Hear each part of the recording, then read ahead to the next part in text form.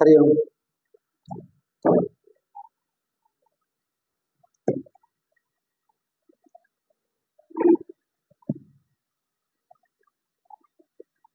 నేను కనిపిస్తున్నానా క్లియర్గా?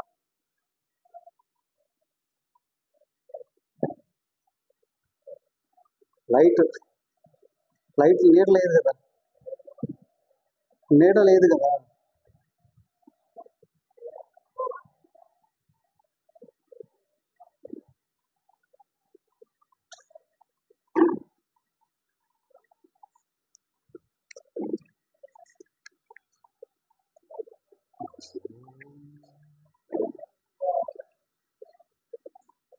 ఒక చిన్న భజన.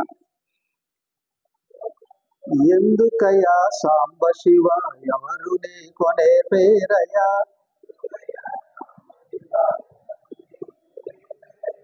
ఎందుకయ్యా సాంబ శివ ఎవరు నీ కొనే పేరయ్యా,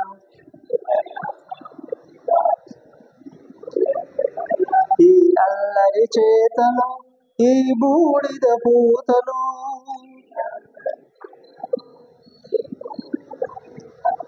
ఈ అల్లరి చేతలు ఈ బూడిద పూతలు,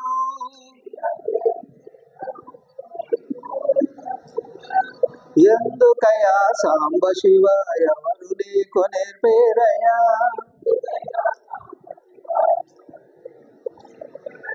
అలలతోటి గంగ పట్టి తలపాగా చోటి,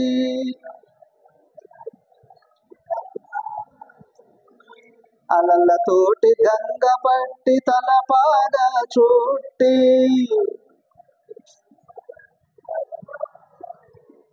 నెలవంకను మల్లె పువ్వు కలికి తురాయిగా పెట్టి, మల్లె పువ్వు నెలవంకను మల్లె పువ్వు కలికి తురాయిగా పెట్టి,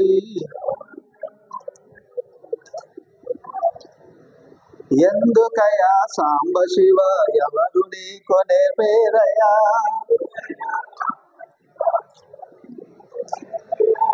ఎందుకయ్యా సాంబ శివ ఎవరు నీ కొనే పేరయ్యా,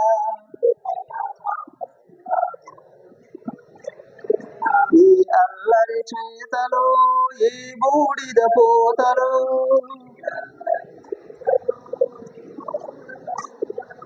తోలు పట్టి పటకాగా కాలాగిని చోటి,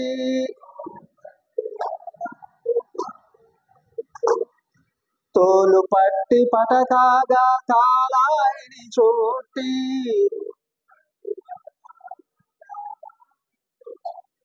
కేల త్రిశూలము పట్టి పాలమందు కీలబెట్టి,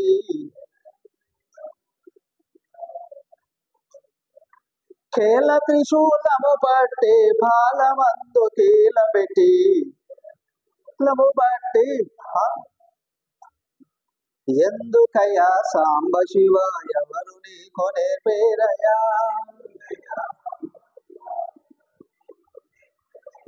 ఎందుకయ్యా సాంబ శివ ఎవరు నీ కొనే పేరయ్యా,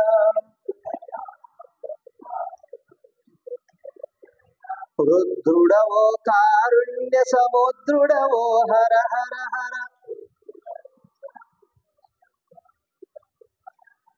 రుద్రుడవో కారుణ్య సముద్రుడవో హర హర హర, ఎందుకయ్యా ఈ దాసుల కందవయ దయామయ,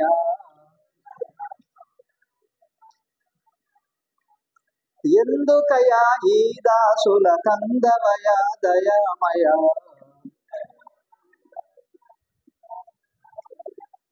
ఎందుకయ్యా సాంబ శివ ఎవరు నీ కొనే పేరయ్యా, ఎందుకయ్యా సాంబ శివ ఎవరు నీ కొనే పేరయ్యా, ఈ అల్లరి చేతలు ఈ బూడిద పూతలు,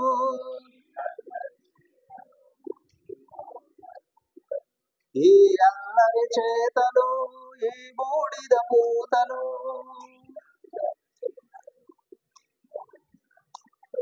ఈ ఎల్లని చేతలు ఈ బూడిద పూతలు.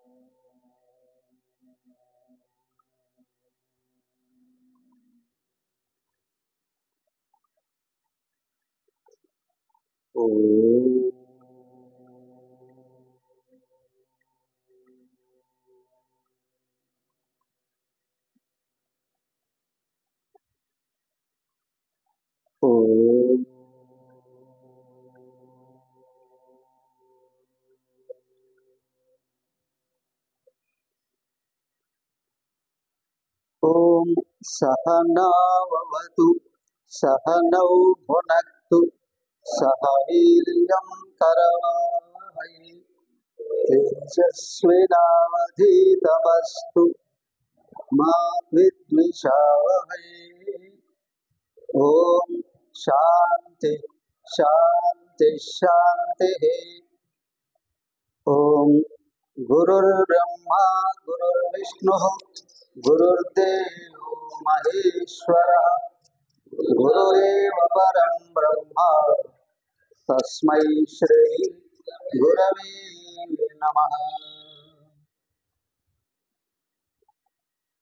ఓం పార్థాయ ప్రతిబోధితాం భగవతా నారాయణేన స్వయం వ్యాసేన గ్రథితాం పురాణమునినా మధ్యే మహాభారతం అద్వైతామృతవర్షిణీం భగవతీం అష్టాదశాధ్యాయినీం అంబ త్వామనుసందధామి భగవద్గీతే భవద్వేషిణీ.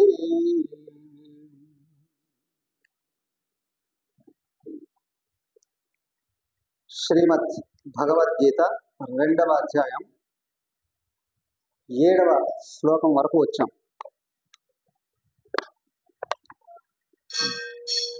మలయాళ స్వాముల వారు భగవద్గీతని ఒక త్రాసుగా పోలుస్తూ, ఒక త్రాసు అన్నప్పుడు వస్తువులు కొలవడానికి అటు ఇటు 2 ప్లేట్లు ఉంటాయి, మధ్యలో ముళ్ళు ఉంటుంది కదా, అవునా? ఈ అధ్యాయంలో ఈ 7వ శ్లోకాన్ని ఒక పక్క ప్లేట్ లాగా, 18వ అధ్యాయంలో 66వ శ్లోకాన్ని ఒక పక్క ప్లేట్ లాగా పోలుస్తూ, 9వ అధ్యాయంలో 22వ శ్లోకం గుర్తుందా, అనన్యాహ చింతయంతు మాం, దాన్ని ముళ్ళులాగా చెప్తాం. లాస్ట్ది సర్వధర్మాన్ పరిత్యజ్య మామేకం శరణం వ్రజ అనేది ఇంకో ప్లేట్ అండి. అయితే ప్రారంభము ఇది, ఆత్మ సమర్పణ భావం. సాధకుడు ఎదగాలి అనంటే ప్రపంచంలో పుట్టిన ప్రతి మానవుడు సాధకుడే, అవునా? ఎందుకు? ప్రతి ఒక్కడూ కూడా సుఖం కోసమే ప్రయత్నం చేస్తాడు, అవునా? ఏ వ్యక్తి అయినా సరే సుఖాన్ని పెంచుకోవాలి, సుఖం కోసమే పనిచేస్తున్నాము. సుఖం కోసం పనిచేస్తేనే మానవుడయ్యా అన్నాడు. మనం దుఃఖ నివృత్తి అర్థం సుఖప్రాప్త్యర్థం సర్వే మానవ సర్వాణి కర్మాణి కుర్వంతి అన్నమాట. చివరకు ఫైనల్ సుఖమే, సుఖం తెచ్చుకోవాలండి. నీకు సుఖం ఎక్కడ స్టార్ట్ అవుతుంది అంటే, ఎక్కడో ఒక చోట ఎవరో ఒకరిని నమ్మాలి, అవునా? ప్రతి వ్యక్తి ఏ పని చేయాలి అన్నా ఎవరో ఒకరిని నమ్మి తీరాలి. నమ్మకపోతే అనుమానం, సంశయం ఏది చేయలేడు ఎవడు కూడా. నమ్మితే ఇతరులు చెప్పిన విషయం నీ జ్ఞానంగా మారుతుంది. అందుకేగా పుస్తకాలు చదువుతాం. ఏ చదువు లేని వాడిని ఏమంటారు? ఎందుకు పనికిరాను, అవునా? పుస్తకాలు చదవలేండి, టీవీలు చూసైనా నేర్చుకుంటారా లేదా కొన్నైనా, ఫోన్లు చూసైనా కొన్ని నేర్చుకుంటున్నారా లేదా, సమాజాన్ని చూసి కొంచెం నేర్చుకుంటున్నారా లేదా, అవునా? తోటి స్నేహితులను చూసుకొని నేర్చుకుంటున్నారా లేదా, మరి తల్లిదండ్రులను చూసి, అన్నదమ్ములను చూసి, తాత ముత్తాతలను చూసి, ప్రతి చోట వ్యక్తి ఏదో ఒకటి నేర్చుకుంటూ ఉంటాడు. నేర్చుకోవడం అనేది జరుగుతూ ఉంటుంది. నేర్చుకోవాలి అంటే ఎదుటి వాళ్ళు చెప్పింది నమ్మాలి. నమ్మకం ఉండాలి అంటే మనసు వాళ్ళ దగ్గర సరెండర్ ఆ కొంచెం సమయం అయినా సరే. అయ్యా, ఈ నమ్మకము, ఈ నేర్చుకోవడము పరిపూర్ణమయ్యేది ఎప్పుడయ్యా? అక్కడ చెప్పాడు, సర్వధర్మాన్ పరిత్యజ్య మాం ఏకం శరణం వ్రజ. నువ్వు ఎప్పుడప్పుడు ఎక్కడెక్కడ ఏమేమి విన్నావో, చదివావో, అవునా, నేర్చుకున్నావో, ఆచరించావు, మొత్తం పక్కన పెట్టవయ్యా. నేను చెప్పింది నువ్వు పూర్తిగా విని అనుసరించు చాలు అన్నాడు భగవంతుడు. ఎదురుగా వచ్చాడు అప్పుడు కదా.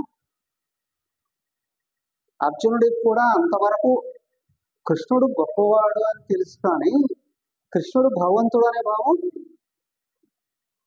భగవద్గీత స్టార్ట్ అయ్యేంత వరకు లేదు.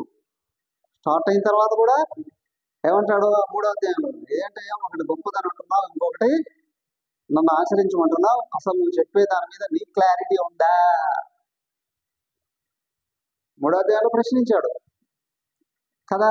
అదే అధ్యాయాలు గడిచే కొద్దీ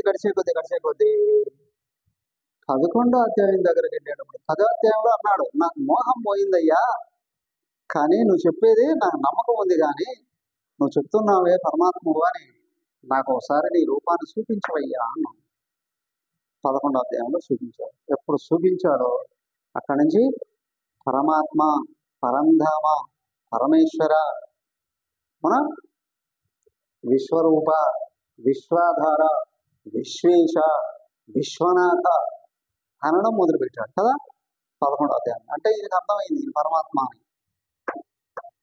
చివరికి వచ్చేటప్పటికి అదిగో అర్జున 100 ఎందుకయ్యా, ఒకే విషయం, నీకు ఇంతవరకు తెలిసినంత పక్కన చూసి నేనేం చెప్తే అది చేసేయని సార్. మనం సర్వధర్మాన్ పరిత్యజ్య మాం ఏకం శరణం వ్రజ. నన్ను శరణాగతి, నేనేం చెప్తానో అది చేసేయి సార్. నేను అన్ని పాపాల నుండి బయటపడవేయడమే కాదు, ముక్తిని కూడా ప్రసాదిస్తాను. అయితే ఈ మధ్యలో వచ్చేటప్పటికి, అవునా, వ్యక్తి ఎటు దిగజారిపోతాడో, ఎప్పుడు పైకి ఎదుగుతాడు, కిందికి ఎప్పుడు వెళ్ళిపోతాడు, పైకి. ఈ మానవుడి జీవితం అంతా మా గురువు గారు ఒకసారి చెప్పారు. అప్పుడెప్పుడు అదే స్టూడెంట్గా ఉన్నప్పుడే, కోర్సులో ఉండేటప్పుడే, ఒకసారి అయితే ప్రశ్నిస్తే, సహజంగా జనరల్గా మనిషికి ఒకసారి ఉత్సాహంగా ఉన్నట్టు ఉంటుంది కదా, ఒకసారి నిరుత్సాహంగా ఉన్నట్టు ఉంటుంది, ఒకసారి సుఖంగా ఉన్నట్టు ఉంటుంది, ఒకసారి దుఃఖంగా ఉన్నట్టు ఉంటుంది, ఒకసారి ఎదుగుతున్నాము అనిపిస్తుంది, ఒకసారి దెబ్బతింటున్నాము, అవునా కాదా అనిపిస్తూ ఉంటుంది. ఎందుకు ఇట్లాగా అని అంటే అమ్మగారు ఒక అద్భుతమైనటువంటి ఎగ్జాంపుల్ చెప్పారు. దానికి ఏంటంటే ఉపనిషత్తును కోట్ చేస్తూ చెప్పారు. భవాప్యయోగి భూతానాం, సాధన అనేది కిందికి పైకి వెళ్తూ ఉంటుందయ్యా. ఎలా అంటే, తిరుమలకు వెళ్ళారు కదా అందరూ, అవునా? తిరుమలకి వెళ్ళడానికి, తిరుమలకి పైకి వెళ్ళడానికి ఒకటే మార్గం, పైకి వెళ్ళేది ఒకటి, కింద కూడా వచ్చాయి, కానీ రోడ్డే మార్గం, అవునా? ట్రైన్ లేదుగా, ఫ్లైట్లో వెళ్తారా, కొండ మీదకి వెళ్ళడానికి వీలేదు, ఓన్లీ రోడ్డు మార్గం. పైకి వెళ్ళాలి బస్సులోనైనా, కారులోనైనా, లేదా మోటార్ సైకిల్, ఏనే హ్యావ్ రోడ్డు మీద వెళ్తుంది.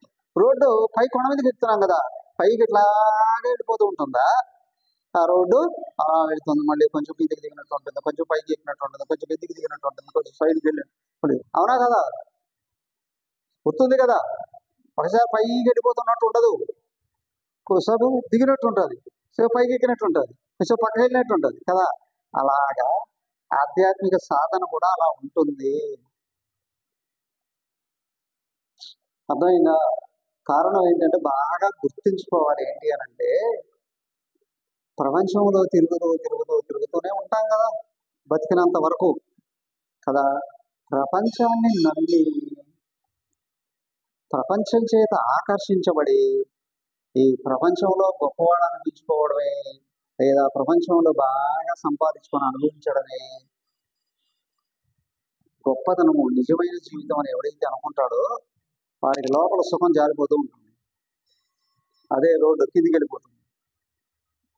ఎప్పుడైతే ప్రపంచంలో తిరుగుతూ ఉన్నప్పటికీ కూడా ప్రపంచానికి ఆధారము భగవంతుడే, జీవులకు ఆధారము భగవంతుడే. అవునా? పైకి కనిపిస్తున్నటువంటి భూమి, సముద్రాలు, పైన కనిపించే నక్షత్రాలు, సూర్యుళ్ళు, చంద్రుళ్ళు కదా, అన్నింటికీ ఆధారం ఎవరు? ఒక్కడే. అవునా? అలాగే సర్వజీవరాశులకు ఆధారం ఎవరు? ఒక్కడే. అందరికీ ఫుడ్ ఇచ్చేది ఎవరు? పంచభూతాల రూపంలో నిలబెట్టేది ఎవరు? అవునా? అన్నం ఇచ్చేది ఎవరు? నీళ్ళు ఇచ్చేది ఎవరు? వేడినిచ్చేది ఎవరు? గాలినిచ్చేది ఎవరు? తిరగడానికి అవకాశాలు ఇచ్చేది ఎవరు? సరే, పైలోకాలకు వెళ్ళాలన్నా కిందికి లోకాలకు వెళ్ళాలన్నా ఎవడు తీసుకుని వెళ్తాడు? అన్నిటికీ ఒకడే ఆధారం. అవునా? వాడు ఎక్కడున్నాడు? లోపలే ఉన్నాడు. జీవితం వాడి వైపు మళ్ళీ వాడి వైపు వెళుతూ ఉంటే లోపల సుఖము, సంతోషము, ఆత్మవిశ్వాసము, అవునా, జ్ఞానము ఇవన్నీ పెరుగుతూ ఉన్నట్టు అనిపిస్తుంది. అంటే అప్పుడు పైకి వెళుతూ కదా. ఎక్కువ సమయం ప్రపంచంలో తిరిగావా, ఇదే నిజం అనిపిస్తుంది. పక్కకు వచ్చి సాధన చేస్తూ ఉన్నావా, ప్రాణాయామము, జపము, తపము, శ్రవణము, మననము, నిధిధ్యాసనం చేస్తున్నావా, మళ్ళీ మనసు నిగ్రహానికి వస్తుంది. లోపల ఉన్న దేవుడే గొప్పవాడు అనిపిస్తుంది కదా. కాబట్టి ఏంటి అంటే కొద్దిసేపు పైకి, కొద్దిసేపు కిందికి, కొద్దిసేపు పైకి. బట్ రోడ్డు మాత్రం ముందుకు వెళుతూ ఉంటుంది. మన ప్రయాణం ఎక్కడికి వెళ్తుంది? ముందుకు వెళుతూ ఉంటుంది. రోడ్డు మీద వెళుతూ ఉన్నామంటే ముందుకు వెళుతున్నాం, కానీ కిందికి పైకి, కిందికి. కానీ ఆశ్రయం ఎక్కడ ఉంది? ఆశ్రమం కాదు, భగవంతుడా ప్రపంచమా? నువ్వు ప్రపంచాన్ని ఆశ్రయించే బుద్ధి కిందికి చేస్తావు, నువ్వు భగవంతుణ్ణి ఆశ్రయించే బుద్ధి పైకి చెప్తావు. ఇది ఆ అనన్యా చింతయంతో మాం శ్లోకం చెప్తాను.